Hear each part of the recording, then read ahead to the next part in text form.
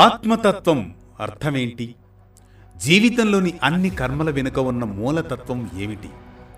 దేహం, ఆత్మ, కర్మ, ముక్తి అనే జీవన మర్మాలను తెలియజేసే అనగనగాలోని నేటి కథనమే అంగీరసుడు తెలిపిన తత్వబోధ, జీవన మర్మాలను తెలిపే పురంజేయుడి గాథ.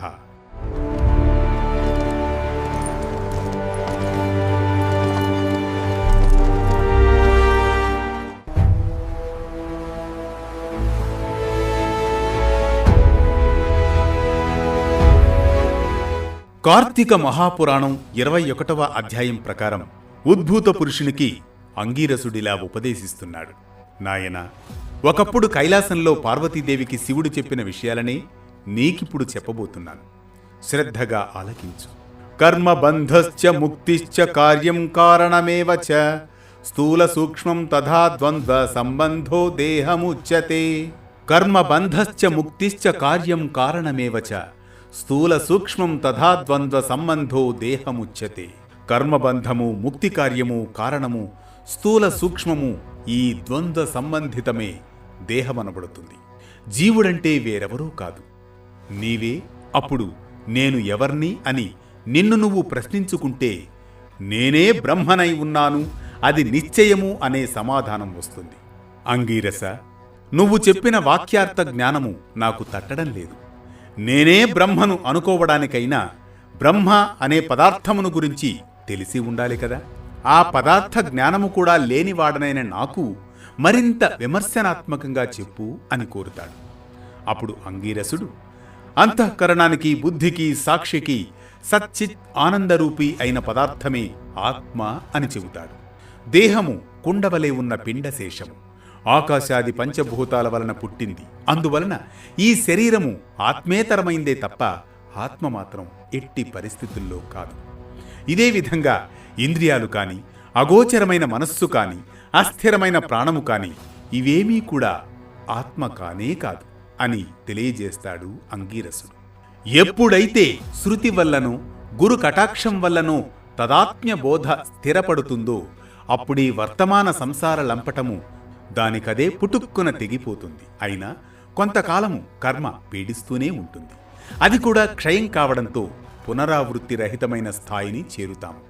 దీనిని ముక్తి, మోక్షము అంటాం.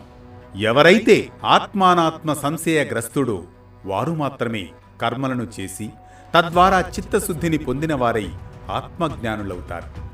దేహధారి అయిన వారి వర్ణాశ్రమ విద్యుక్తాలైన స్నాన శౌచాదిక కర్మలను తప్పనిసరిగా చేసి తీరాలి. స్నానేన రహితం కర్మ హస్తిభుక్త కపిత్తవత్ ప్రాతఃస్నానం ద్విజాతీనం శాస్త్రం చ శృతి చోదితం. స్నానం చేయకుండా చేసే ఏ కర్మ అయినా సరే ఏనుగు తినిన వెలగపండుల నిష్ఫలమే అవుతుంది. అందున బ్రాహ్మణులకు ప్రాతఃస్నానం వేదోక్తమై ఉన్నది. ప్రతిరోజు ప్రాతఃస్నానం చేయలేని వాళ్ళు సూర్య సంచారం కల తుల, కార్తీక, మకర, మాఘ, మేష, వైశాఖలోనైనా చెయ్యాలి. జీవితంలో ఈ 3 మాసాలైన ప్రాతఃస్నానాలు చేసేవారు సరాసరి వైకుంఠాన్నే పొందుతారు. ఓ వివేకవంతుడా, పుణ్యకాలాలన్నింటా సర్వోత్తమమైంది కార్తీక మాసం. వేదాన్ని మించిన శాస్త్రం, గంగను మించిన తీర్థం, భార్యతో సమానమైన సుఖం, ధర్మతుల్యమైన స్నేహం, కంటి కంటే వెలుగు లేనట్లుగానే కార్తీక మాసంతో సమానమైన పుణ్యకాలం కాని, కార్తీక దామోదరునికైనా దైవం కానీ లేరని గుర్తించు. కర్మ మర్మాన్ని తెలుసుకొని కార్తీక మాసంలో ధర్మాన్ని ఆచరించేవారు సరాసరి వైకుంఠాన్ని చేరుతారు. ఇందుకు సంబంధించి పురంజయోపాఖ్యానాన్ని చెబుతాను, ఆలకించు అంటాడు అంగీరసుడు. అనగనగా త్రేతాయుగంలో సూర్యవంశ క్షత్రియుడైన పురంజయుడనే రాజు అయోధ్యను పరిపాలించేవాడు. సర్వశాస్త్ర కోవిదుడు, ధర్మజ్ఞుడు అయిన ఆ రాజు ఐశ్వర్యం కలగడంతో అహంకరించిన వాడై బ్రాహ్మణ ద్వేషిగా, సత్య శౌచ విహీనుడిగా ప్రవర్తిస్తూ ఉంటాడు. తద్వారా అతని ధర్మబలం నశించడంతో సామంతులైన కాంభోజ కురుజాదులు అనేక మంది ఏకమై చతురంగ బలాలతో వచ్చి అయోధ్యను చుట్టుముడతారు. ఈ వార్త తెలిసిన పురంజేయుడు కూడా శత్రువులతో తలపడుతాడు. పెద్ద పెద్ద చక్రాలున్నది, ప్రకాశించేది, జెండాలతో అలంకరించబడింది, ధనుర్బాణాదిక శాస్త్రాస్త్రాలతో సంపన్నమైనది, అనేక యుద్ధాలతో విజయం సాధించినది, చక్కటి గుర్రాలు పూంచినది, తమ సూర్యవంశాన్వయమైనది అయిన రథాన్ని అధిరోహించి రథ గజ తొరగ పదాతులనబడే 4 బలాలతో చుట్టుముట్టబడిన శత్రు సైన్యంపై విరుచుకుపడతాడు. అస్త్ర శస్త్రాలతో, పదునైన బాణాలతో, వాడి గుదీలతో, ఇనుపకట్ల తాడి కర్రలతో, ఖడ్గపట్టిన ముసల సూల భల్లాతక తోమర కుంభ కుటూరాది ఆయుధాలతో ఘోరంగా యుద్ధం జరుగుతుంది. ఈ సంకుల సమరంలో కాంబోజరాజు 300 బాణాలను ప్రయోగించి పురంజేని గొడుగును, జెండాను, రథాన్ని కూలగొడతాడు. అటువంటి ఆ భీషణ బీభత్స సంగ్రామంలో అధర్మి అయిన పురంజేని బలం క్రమక్రమంగా క్షీణించిపోతుంది. ఆ సాయంత్రానికి సమరభూమిని వదిలి పట్టణంలోకి పారిపోతాడు. అంతఃపురం చేరి ఆనాటి శత్రువుల విజయానికి పడిపడి దుఃఖిస్తూ ఉన్న పురంజేని చూసి సుశీలుడు అనే పురోహితుడు, మహారాజా, శత్రువైన ఆ వీరసేనుని గెలవాలనే కోరిక గనుక బలవత్తరంగా నీలో ఉన్నట్లయితే ఈ క్షణమే భక్తి ప్రపత్తులతో విష్ణువును సేవించడమొక్కటే మార్గము రాజా. ఇది కార్తీక పూర్ణిమ, కృత్తికా నక్షత్రయుతుడై చంద్రుడు షోడశ కళా శోభాయమానానికి ఉండే ఈ వేళ హరిని పూజించు, విష్ణు సన్నిధిలో దీపాలు వెలిగించు.